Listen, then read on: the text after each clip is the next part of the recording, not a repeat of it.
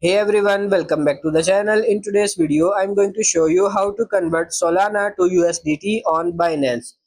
Open the Binance application and then tap on these three bars in the top left corner and then tap on this more services. Scroll down and you will see this option here, trade. In trade, just simply tap on this convert here and now you will see these two drop downs or two currencies.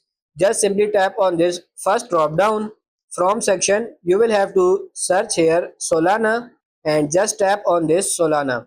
Now the second one, tap on this drop down and simply tap on this USDT here. After that you have to enter the amount of Solana that you want to convert into USDT. Then you will have to tap on preview conversion in the bottom. Once done, it will show you the conversion rate, the fees and the bunch of different information as well. You have to tap on the confirm button and the bottom in order to initiate your conversion.